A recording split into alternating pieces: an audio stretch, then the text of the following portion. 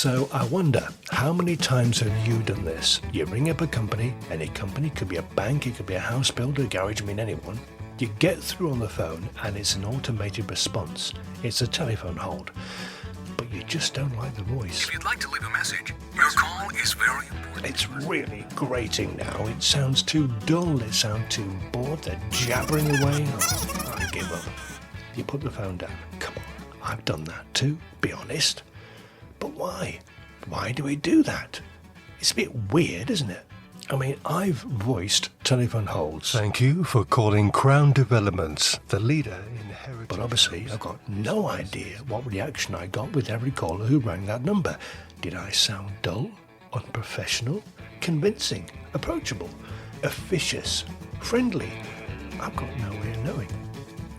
But it is true that we build up a picture in our mind about the voice that we hear, and that will influence our view of that company. Psychologist Professor Jennifer Pardo researches speech communication and phonetics at the Montclair State University in New Jersey.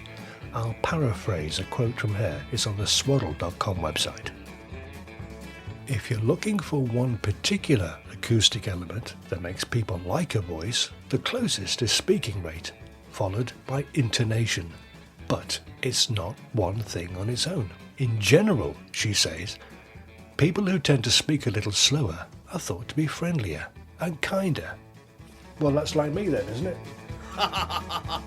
As opposed to people who speak faster, who come across as a bit nervous. We've all done that. I mean, gabbled at a job interview. Intonation, that is, how someone's pitch changes while they're talking, well, that's also a factor. But also on the swaddle.com website, a research paper from 2014, it looked at voice familiarity.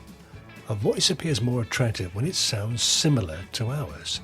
The similarity makes us feel like we're part of a certain social group.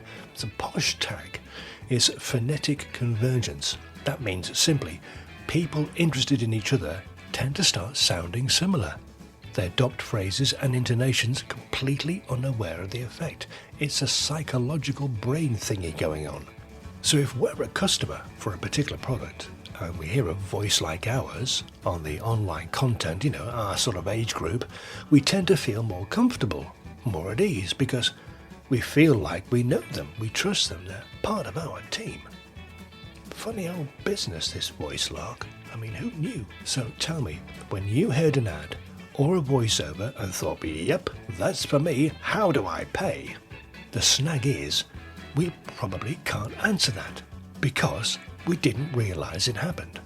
But if you're selling anything from houses to cars to sunbeds to anything you like, and you pick a voice that sounds like your client, well, yeah. Equally, if you choose one that doesn't, well, exactly. Like I said, funny old business, this voice lark.